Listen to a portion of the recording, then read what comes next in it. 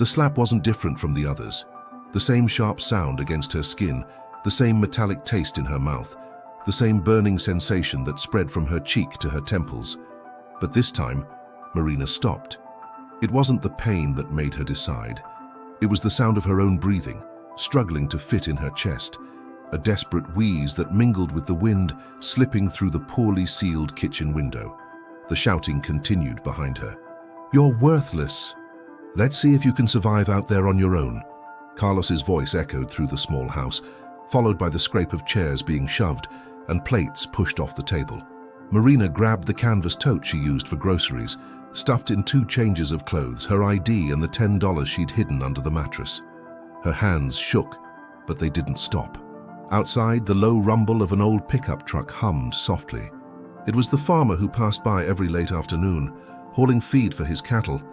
Marina had noticed him before, a man in his 50s, graying beard, tired eyes. He always slowed down when he passed the house, as if he knew something wasn't right inside. When Marina stumbled over the rusty iron gate, the tote slipping off her shoulder, her eyes red from crying, the truck stopped. It wasn't a coincidence. John had been watching that house for weeks, noticing the marks on her face when she hung laundry on the line, hearing the shouts that leaked through the thin walls on Sunday afternoons. "Get in." He didn't ask questions. He just opened the passenger door and waited. Marina glanced back one last time. Carlos was at the window, his face red with rage, fists clenched. "You'll come back. You always do. You've got nowhere else to go." The truck's engine drowned out the shouts. The smell of fresh hay and diesel filled the cab as John sped down the dirt road. Marina didn't say a word for the first few miles, just clutched the tote in her lap and tried to steady her breathing. The tears dried on her face in the breeze. "What's your name?" John asked when they hit the paved highway. "Marina." "I'm John. You got somewhere to go?" She shook her head.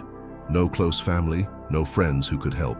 Carlos had made sure to isolate her from everyone, always saying no one else was worth her time, that he was the only one who truly cared. For years, Marina had believed him. "You can stay at the farm for a few days, until you figure things out." The farm was 20 minutes from town, a large, simple house surrounded by green pastures and a corral where a few cows grazed peacefully. It smelled like a place that breathed, unlike the cramped, stifling house where Marina had spent the last 5 years of her life. "There's a guest room down that way." John pointed to a hallway on the left. "Bed's clean. If you need anything, just let me know." Marina stepped into the room and sat on the edge of the bed. The walls were white, with a big window overlooking the pasture and a wooden dresser that smelled faintly of mothballs. For the first time in years, the silence didn't scare her. No one was shouting, no one was breaking things, no one was telling her she was useless. But the relief didn't last long. That first night, Marina woke up multiple times, heart racing, convinced she heard footsteps in the hall. She got up to check the lock 3 times. When sleep came, it brought nightmares of Carlos pounding on the door, promising this time would be worse. John was an early riser. Marina heard his boots on the kitchen floor at 5 in the morning, the clatter of the coffee maker, the door creaking when he headed to the corral. She stayed in bed until she was sure he was gone, then slipped downstairs. She didn't want to be a burden, didn't want him to regret helping her. On the 3rd day, she found a note on the kitchen table. "Feel free to help out around the house if you want. Not required, but not forbidden either. Coffee's in the upper cabinet." Marina read the note 3 times. It had been a long time since someone spoke to her like that. No orders, no threats. She washed the dishes in the sink, swept the kitchen, and made a simple lunch with what she found in the fridge. When John came back from the fields, he found the table set and warm food waiting. Marina was in the backyard, hanging his freshly washed clothes on the line. He stood in the kitchen doorway, watching. It had been a 1.5 years since anyone cared for the house with that kind of warmth. "You didn't have to do that," he said when she came back inside. "I wanted to." It was the first time in a long time that Marina said she wanted something. The word came out a little choked, like she'd forgotten how to use it. The days passed slowly. Marina learned the farm's routine, the milking schedule, when John checked the fences, when the milk truck came to collect the day's haul. She started helping in the kitchen, the yard, with small household chores, not because John asked, but because she needed to feel useful. But the nights were still hard. Marina dreamed of Carlos, woke up startled, paced the house checking doors and windows. One night, John found her in the kitchen, sitting in the dark, trembling. "Nightmare?" She nodded, embarrassed. "Sorry if I woke you." "You didn't. I don't sleep much either." John poured 2 glasses of water and sat across from her. "You want to talk about what happened?" Marina shook her head. She wasn't ready. Maybe she never would be. "That's okay. Whenever you're ready." John's patience confused her. Marina was used to having to explain everything, justify every gesture, every word, every silence. With him, she could just be. In the second week, Marina met Tom, the farm's foreman, a practical, suspicious man in his 40s who treated the farm like it was his own. He gave her a hard look when John explained she'd be staying for a while. "Another mouth to feed and hands that don't work," Tom muttered. Just loud enough for Marina to hear, not loud enough for John. She didn't respond. She was used to being seen as a burden, a problem. But the words stung more than she expected. The next day, Marina was hanging laundry when she saw a young heifer caught in the fence, its back leg injured and bleeding. Tom wasn't around, and John was in town. She didn't hesitate. She grabbed the first aid kit she'd seen on the porch, approached the heifer slowly, and started cleaning the wound. The animal was nervous, but Marina spoke softly, with the same patience she used to calm herself on rough nights. She managed to disinfect the cut and wrap it with a makeshift bandage. When Tom returned, he found the heifer calm and Marina rinsing her hands at the hose. "Who did this?" he asked, inspecting the bandage. "I did." "Hope it's okay." Tom looked at her differently. Not suspicion anymore, something closer to respect. "It's good. You know animals." "Not much." But I couldn't let her suffer. It was the first time Marina felt seen for something other than her pain. When John came back from town, he brought news that changed everything. "Your family was there asking about you. They said they'll go to the police if you don't come back." Marina's blood ran cold. She knew Carlos wouldn't give up easily. He always said she was his property, that no one else would want a troubled woman like her. "Can they make me go back?" "Not if you don't want to," John said, sitting at the kitchen table, his face serious. "But they could make things messy. Claim you were coerced, that you're not in a state to decide for yourself." Marina felt the world spinning. She'd escaped, found a safe place, and now Carlos was using the law itself to drag her back. The irony was too bitter. "There's something I can do," John said, hesitating. "I can file for a protective order. Make your stay here official while you figure out what you want to do." "What does that mean?" "It means you'd be under my legal responsibility for a while, to keep you safe. It's temporary." Marina looked at him, trying to process. She'd be free from Carlos, but tied to John, trading one cage for another, even if it was gilded. "You'd do that?" "If it's what you want." For the first time since arriving, Marina asked herself what she really wanted. The question was simple, but the answer felt impossible. She'd spent so long being what others wanted that she'd forgotten how to find her own desires. "Can I think about it?" "Of course." "But they said they're coming back tomorrow with the police." That night, Marina couldn't sleep. She stood at the bedroom window, watching the moonlit pasture, thinking about the life she'd left behind and the one she might build. For the first time, the future didn't feel like a haunted repeat of the past, but it didn't feel entirely hers either. Early the next morning, she found John sipping coffee in the kitchen. "I'll do it," she said, her voice steadier than she felt. "But I want to work. For real. I don't want to be just a guest." John nodded. "The farm needs someone to manage the house, help with milking, handle paperwork. If you're up for it." "I am." When Carlos arrived with 2 cops that afternoon, Marina was waiting on the porch. Her heart pounded, but she didn't move. John stood beside her, papers in hand. "Marina, you're coming home now," Carlos said, stepping out of the car with that fake smile she knew too well. "Enough of this drama." "This is my home now," Marina said, her voice shaking only slightly. "You don't get to decide anything. You're confused. You need help." Carlos stepped closer. "Come with me and we'll talk at home." "She's under my legal protection," John said, handing the papers to the officer. "Everything's in order." Marina saw the rage flood Carlos's face like a red tide. It was the same look that came before the hits, the shouts, the humiliations. But this time she wasn't alone. This time someone stood between her and the storm. The cops reviewed the documents, asked a few questions, and left.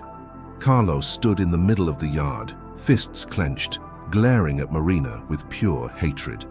"This isn't over," he said before getting into the car. "You'll see what happens when you mess with serious business." Marina stayed on the porch until the car disappeared around the bend. Only then did she realize she was holding John's hand. She didn't remember when it happened, but the feeling of safety was real. For the first time in years, she wasn't facing the world alone. But as the days passed, Marina began to notice that freedom had different textures. She could move freely around the farm, help with chores, sleep without fear of being woken by punches. But there were invisible boundaries, unspoken rules, a dependence that both comforted and scared her. John was kind, respectful, never raised his voice. But Marina noticed how he made decisions for her without asking, how he spoke about her plans, as if she were an extension of his will. It wasn't malice, it was care. But sometimes care can feel like a prison too. What worried her most was how good it felt to be protected. After years of carrying the weight of Carlos's outbursts, it was almost addictive to have someone solve her problems. But deep in her chest, a small voice asked if she'd just traded one form of not existing for a softer one, and Carlos hadn't given up. Threats came through messages left in town, promises whispered by strangers Marina didn't even know. "He says you'll come back. It's just a matter of time."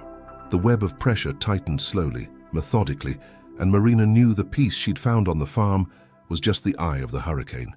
The question that kept her up at night wasn't whether she could escape Carlos anymore. It was whether she could discover who she was when no one was trying to control her. And if that person, when she finally emerged, would be strong enough to stand on her own. The first month on the farm passed like a strange dream, full of small scares and discoveries. Marina woke before dawn, not because anyone told her to, but because her body still carried the memory of hypervigilance. She'd go downstairs, brew strong coffee the way John liked it, then walk to the corral to watch the milking. The rhythmic sound of milk hitting the bucket became a kind of metronome for her anxiety. When her chest tightened, when her breath grew short, Marina focused on that steady sound and found calm. It was better than the pills Carlos had forced her to take. "You've got a knack for this," Tom said one morning, watching how she soothed a nervous cow with just her voice. "Animals can sense when someone's scared. You're not." Marina smiled. If he knew how terrified she was of everything, he might change his mind. But it was true that with the animals, she felt different. They didn't judge, didn't ask about her past, didn't expect explanations. That's when Luke arrived. Marina was hanging laundry in the yard when she heard a car approaching. Her heart raced. She still flinched at the sound of an engine, expecting Carlos to show up with more threats, more people to drag her back. But it was just a taxi from town. A lanky 15-year-old boy climbed out of the back seat, too thin for his height, with an old backpack slung over his shoulder and eyes that looked older than the rest of his face. "Dad?" He greeted John with a nod. No hug, no smile. "Luke," John replied, approaching cautiously, like he was nearing a wounded animal. "How was the trip?" "Long." Marina noticed the distance between father and son, a careful politeness she recognized. It was the way people spoke when they'd been hurt and didn't want to risk it again. "Over dinner," John explained. Luke had been living with his grandmother in the city since his mother died 2 years ago. He only came to the farm during school breaks, and even then, not for long. The house felt too heavy with memories. "He's staying until spring break," John said as they washed dishes. "I think it'll be good to have some young company around." But Luke didn't seem interested in company. He spent his days holed up in what used to be his room, only coming out to eat, and looked at Marina like she was an intruder, which in a way she was. "How long are you staying?" he asked on the third day during lunch. "I don't know," Marina answered honestly. "My mom didn't know either." The words cut through the air like a knife. John stopped chewing, his fork frozen mid-air. Marina felt the weight of the boy's words, his barely concealed anger, the pain he carried like a stone in his chest. "Luke," John started. "What? I can't talk about her." The boy stood up. "First you act like she never existed, and now I can't even say her name." He stormed out, slamming the door. John stared at his plate, shoulders slumped with guilt. "He's right," Marina said softly. "I'm an intruder here. That's not true. It is. And that's okay. I didn't expect to be welcomed right away. I just don't want him to get hurt because of me. That night, Marina knocked on Luke's door. He opened it with a scowl but didn't slam it in her face. "Can I come in?" He shrugged. The room was simple. A single bed, a desk, and family photos on the walls. Marina recognized the woman in the pictures. Beautiful, smiling, with the same clear eyes as her son. She was beautiful, Marina said, looking at a photo of the family together, happy. She was the best person in the world, Luke muttered. She took care of everyone. When someone in the neighborhood got sick, she brought soup. When there was a school party, she made cookies for everybody. And you're angry because she's gone. I'm angry because everyone acts like she never existed, he burst out. Dad took down all her pictures from the living room, packed away her clothes, doesn't talk about her. Like she was a mistake that needs to be erased.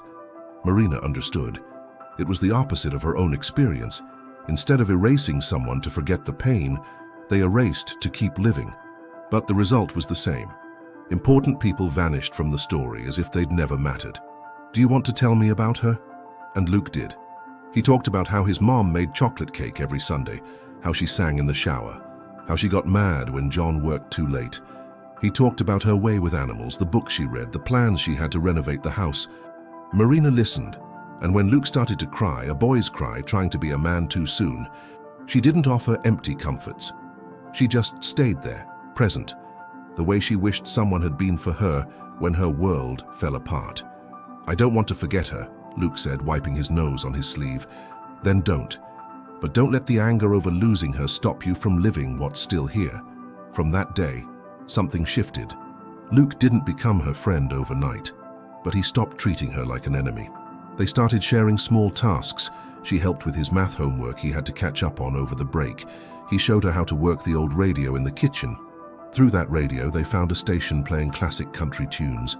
The same songs Luke's mom loved, the same ones Marina remembered hearing at her grandma's house as a kid, before everything got complicated. She sang this one in the shower every morning, Luke said one day when a Patsy Cline song came on. My grandma loved her too, Marina said, surprised by how soft the memory felt. It had been a long time since she could think of the past without it hurting.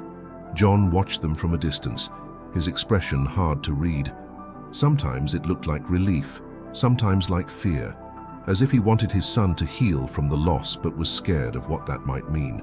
The first real trouble came in late January. Marina was in town running errands when she ran into Mrs. Karen, a neighbor who loved to gossip. The woman stopped her on Main Street, her eyes gleaming with malicious curiosity. So it's true you're living with John? She asked, feigning concern. Poor man, still reeling from losing his wife, and you're already taking advantage. It's not like that, Marina said, trying to step away, but Mrs. Karen grabbed her arm. Of course not, honey. It never is it? Her smile was venomous. But people are talking, they say it happened awfully fast. You running from your husband and falling right into another man's arms. I didn't fall into anyone's arms. Oh, sure. But you know how people are, always ready to think the worst. Especially when a woman has, how do I put it, a history of trouble. Marina's blood boiled. A history of trouble. As if being beaten by her husband was a character flaw, a mark she'd carry forever. Excuse me, she said, pulling free and walking away fast. But Mrs. Karen's words echoed in her head like poison. When she got home, John was waiting on the porch, looking worried. Where were you?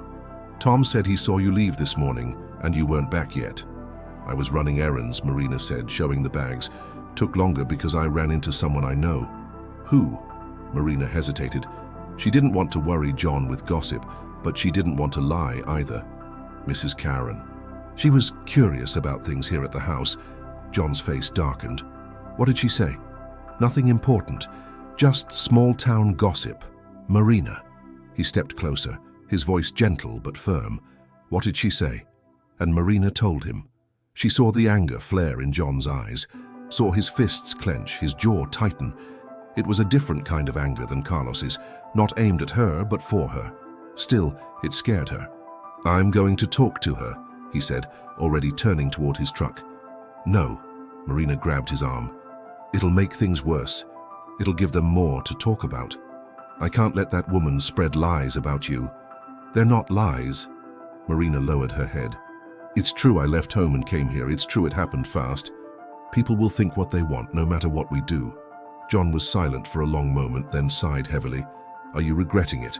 The question caught Marina off guard. Regretting leaving home, accepting his help, building a new life. No, she said without hesitation. Not at all. But the gossip didn't stop.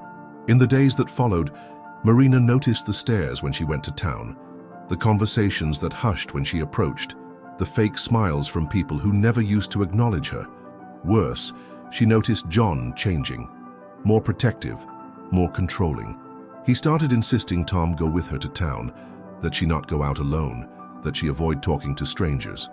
Just until things settle down, he'd say. People forget quickly when there's no fuel for the gossip.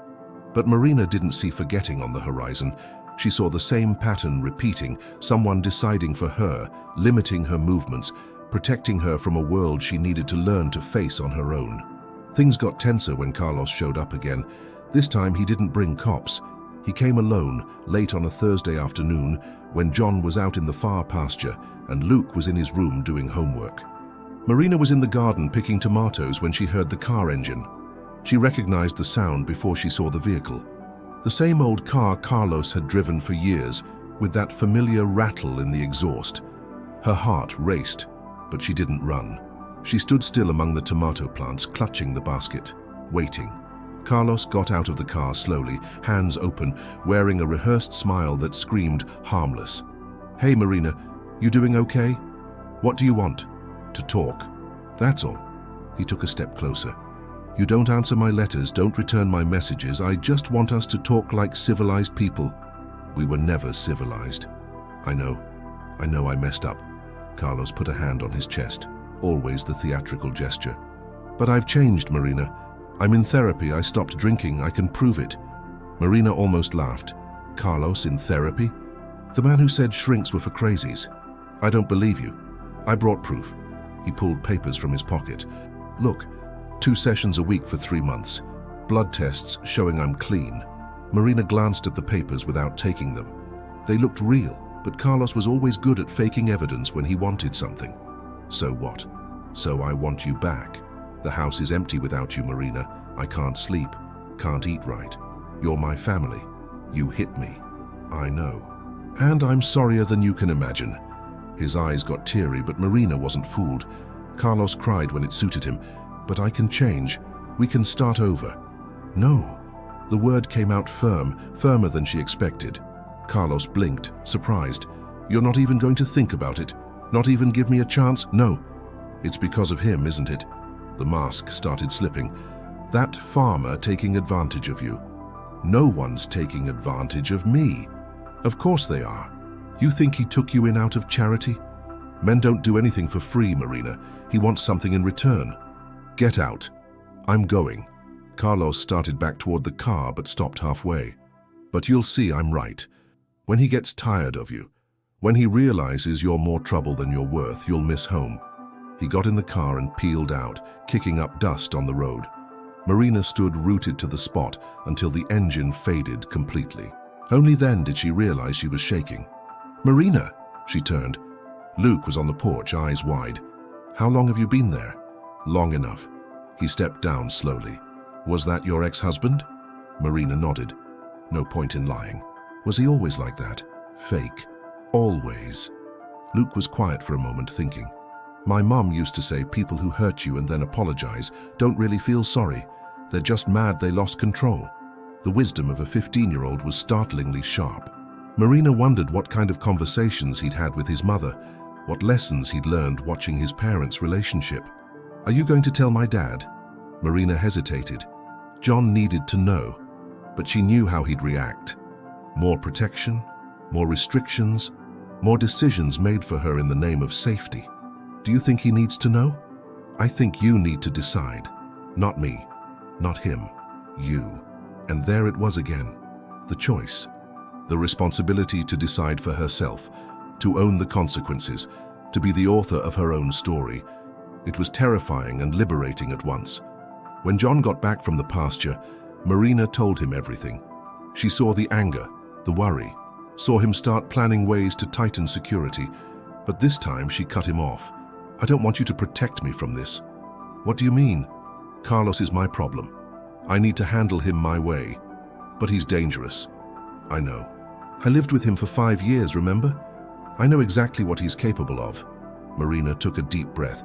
"But if you keep taking care of me like I'm a child, how am I ever going to learn to stand up for myself?"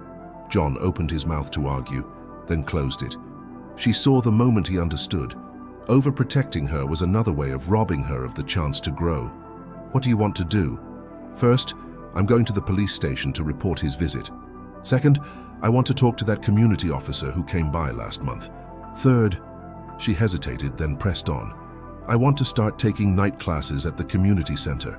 "Classes?" "GED program, to finish high school." Marina lifted her chin. "I stopped studying when I married Carlos. I want to go back." The declaration surprised even her.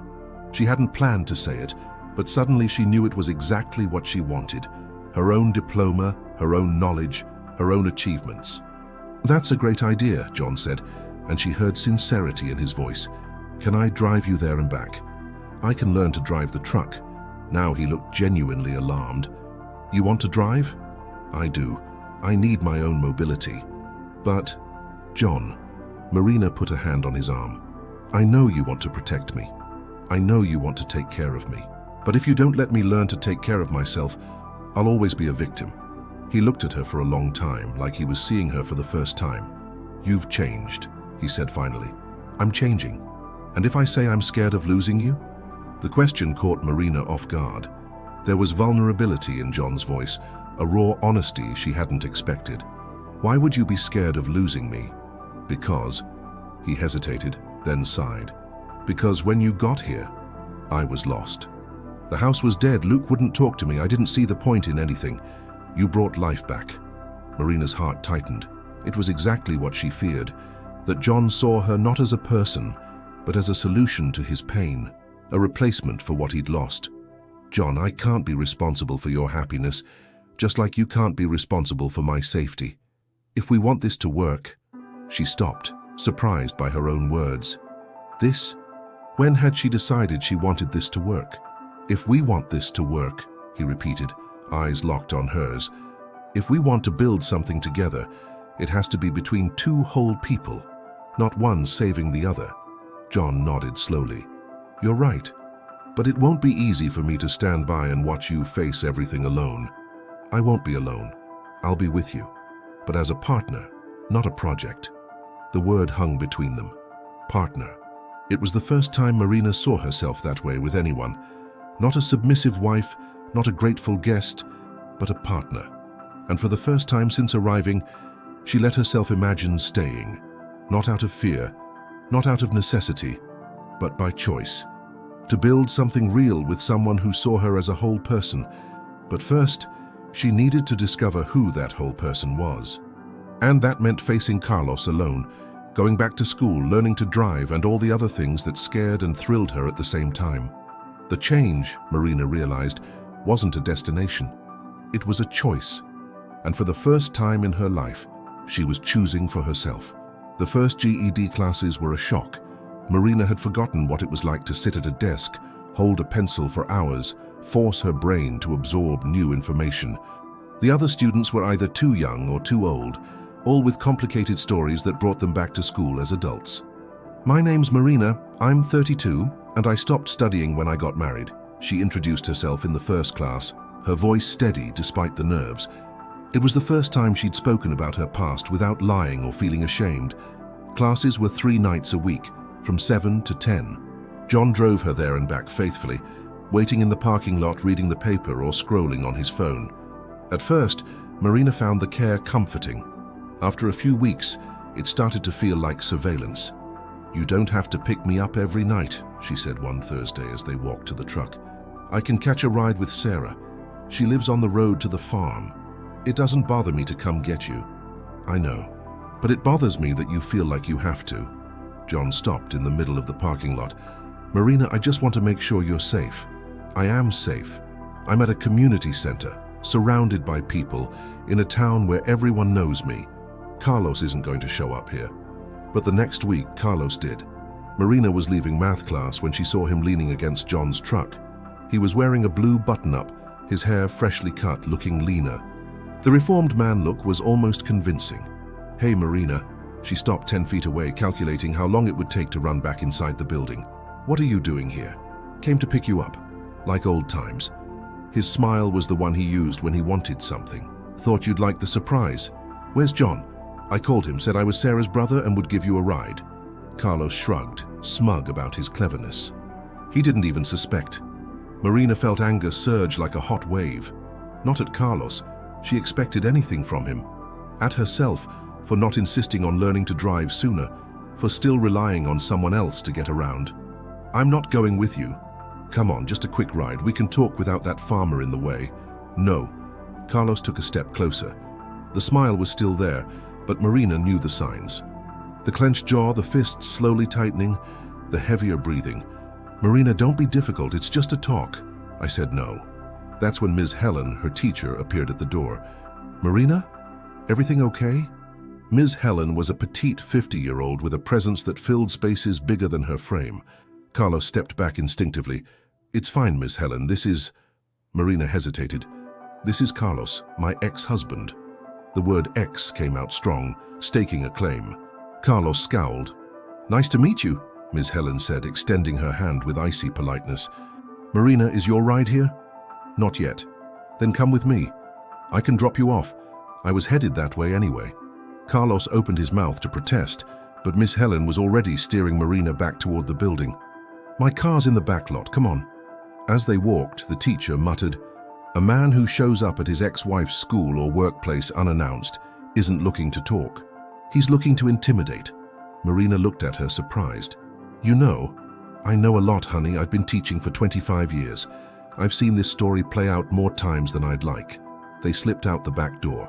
Carlos waited in the main lot for over an hour, until a security guard asked him to leave. When they got to the farm, John was on the porch, anxious. "Where were you?" "I called the center, and they said classes ended over an hour ago." Marina told him everything. She saw the anger flare in John's face, saw his fists clench. "I'm calling the cops." "No." Marina grabbed his arm. "He didn't do anything except lie on the phone. The police can't do anything." "But he's stalking you." "I know, and I'm going to deal with it." "How?" Marina took a deep breath. The answer was clear in her mind, terrifying and liberating at once. "I'm going to confront him. I'll set up a meeting in a public place with witnesses and make it clear it's over. For good." "Marina, that's dangerous. More dangerous is running from him forever." She looked into John's eyes. "I need to do this. I need to end this story on my own." Ms. Helen had given Marina the number of a lawyer specializing in domestic violence. Dr. Patricia was a no-nonsense 40-year-old who didn't waste time with sugarcoating. "You have two options," she said, after hearing the whole story. "You can file for a permanent restraining order and keep your distance from him for good. Or you can confront him in a legal, controlled setting, making it clear that any further contact will be considered harassment. Which do you recommend? Depends on what you want for your life. The restraining order is safer, but you'll always be looking over your shoulder. The controlled confrontation is riskier, but it could resolve things once and for all." Marina didn't hesitate. "I want to confront him." The lawyer set it up. The meeting would be at a legal office in town with Dr. Patricia present, along with a notary and 2 witnesses. Carlos would be officially notified and informed that any future contact would be documented as harassment. On the day of the meeting, Marina woke with her stomach in knots. She wore her most serious outfit, a black pair of pants and a white blouse John had bought for her classes. She tied her hair in a tight bun and looked in the mirror. The woman staring back wasn't the same one who'd stumbled out of that gate months ago. Carlos arrived promptly at 2 p.m. He wore a dark suit, clean-shaven, looking like a respectable man. Marina wondered how many people he'd fooled with that facade over the years. "Thanks for agreeing to see me," he said as they sat at the office table. "I didn't agree to anything. I'm here to end this." "Doctor." Patricia opened a folder and placed documents on the table. "Mr. Carlos, Miss Marina is here to formally state that she wants no further contact with you. That includes visits, calls, messages, showing up at places she frequents, or any form of approach." Carlos looked at Marina like she was a child throwing a tantrum. Marina, honey, this is overkill. I just want us to talk. We have nothing to talk about. We do. 5 years of marriage can't just be thrown away. 5 years of beatings, humiliation, and fear. Marina spoke slowly, each word heavy. You broke my arm twice, my nose once, and made me believe I deserved it all. I've changed. You haven't. Last week you lied to John just to get me alone. A man who's truly changed respects the word no. Carlos's face started to redden. The polite mask was slipping. And what do you think's going to happen with this little fantasy you're living? He pointed at her. You think that farmer's going to support you forever? Put up with your breakdowns, your drama? My breakdowns. Marina felt a strange calm settle over her. You mean the way I wake up scared at night? Or how I flinch when someone raises their voice? Or maybe how I apologize for everything, even for existing? You've always been dramatic. I was traumatized. The difference is now I know. Dr. Patricia stepped in. Mr. Carlos, you're being officially notified. Any further contact will be recorded as a violation of this notice and could lead to criminal charges. Carlos signed the papers angrily, the pen nearly tearing the page. As he stood to leave, he paused by Marina's chair. You'll regret this, he whispered, just loud enough for her to hear. When he figures out who you really are, you'll want to come back. But it'll be too late. Marina looked at him without fear. I already know who I really am, and I like the person I've found. Carlos stormed out, slamming the door. Marina sat for a few minutes, waiting for her hands to stop shaking. You okay? Dr. Patricia asked. I am. For the first time in years, I'm really okay. The relief Marina felt after the confrontation was like lifting a massive weight off her chest.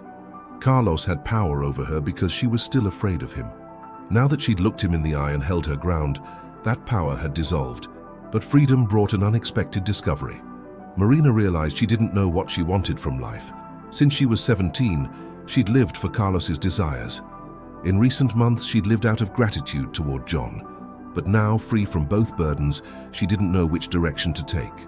I want to move out of the farm, she told John one night after dinner. He dropped his fork onto the plate. What? I want to rent a place in town, something small just for me. I want to see what it's like to live on my own. But why? Did I do something wrong? No, you did everything right. Maybe too right. Marina searched for the right words. John, you saved me when I needed it most. But if I stay here forever, it'll be out of gratitude, not choice. And that's not fair to either of us.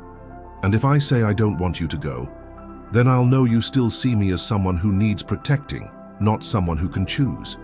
John was silent for a long time, the struggle playing out on his face. Fear of loss, the urge to protect, the realization she was right. For how long? I don't know.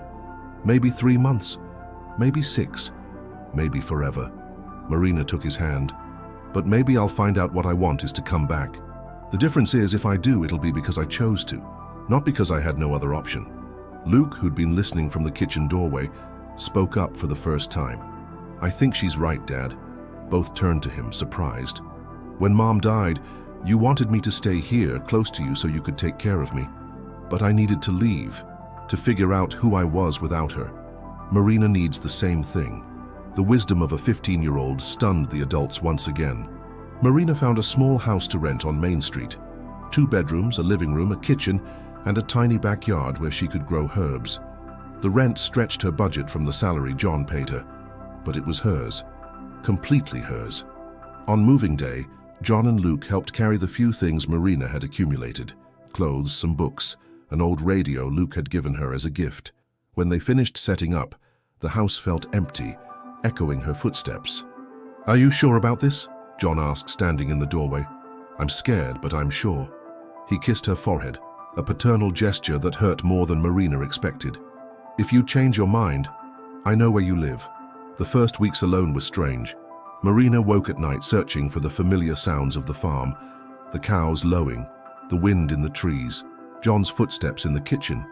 Instead, she heard cars on the street, neighbors arguing, TVs blaring late. But slowly she built her own routine. She woke at 6, made coffee just for herself, took her time in the shower, went to work at a hardware store Dr. Patricia had recommended. At night, she studied or read in a second-hand armchair she'd bought. Reading rediscovered her love for getting lost in other lives, other worlds. She'd forgotten how it felt to travel through pages, to have thoughts unconnected to fear or survival. A month after the move, Ms. Helen invited her for coffee. "How are you feeling?" "Alone, but not in a bad way." Marina stirred sugar into her coffee. "It's a loneliness I chose. That makes a difference." "And John?" "He visits every Sunday, brings news from the farm, eats the cake I bake, stays a couple of hours and leaves. Polite, respectful, like I'm a distant cousin." "Does that bother you?" Marina thought before answering. "It bothers me, and relieves me at the same time. Bothers me because I miss the closeness. Relieves me because I know he's respecting my space." "Do you still have feelings for him?" "I do, but they're different now. Before it was gratitude mixed with dependence. Now it's genuine affection, care, wanting him to be happy." That sounds like love. The word hung in the air. Marina had never thought of it as love. To her, love had always come with pain, possessiveness, fear. But maybe real love was exactly this, wanting the best for someone without needing to own them. 3 months later, something happened that changed everything. Marina was walking back from the grocery store when she saw a woman in the town square being harassed by her husband. He was shoving her, yelling, gripping her arm tightly. The woman was crying, trying to explain, apologizing for something Marina couldn't make out. Without thinking, Marina dropped her bags and approached. "Excuse me," she said, her voice steady. "Everything okay here?" The man turned, irritated. "None of your business. When someone's being hurt in public, it becomes everyone's business. She's my wife. And that doesn't give you the right to hurt her." The woman looked at Marina with pleading eyes. She was young, maybe 25, with purple marks on her neck she tried to hide with her hair. "Sir," Marina said to the man as calmly as she could, "why don't you talk this out at home? People are watching." It was a bluff. The square was nearly empty, but it worked. The man looked around, saw a few people staring, and let go of his wife's arm. "Let's go," he said to her. "And you," he pointed at Marina, "mind your own business." As they walked away, Marina stood frozen in the square, her hands shaking. She'd just done something she never thought she could, intervened in a violent situation. She'd been the person she wished had shown up for her in the past. That night she called John. "I want to come back," she said, no preamble. "What?" "I want to come back to the farm, but not as a guest, as your partner." Silence on the other end. "John, you still there?" "I'm here, just trying to understand. I found out who I am when I'm not afraid. I'm someone who steps in when I see injustice, someone who doesn't stay quiet, someone who can love without losing herself." Marina took a deep breath. "And I found out I want to build a life with you. Not because I need to, but because I want to." "You sure?" "Absolutely, but there's one condition." "What's that?" "We start from scratch. Get to know each other as whole people, not as savior and saved. Can we do that?" "We can try." 6 months later, Marina was on the farm's porch signing a contract as the property's administrator.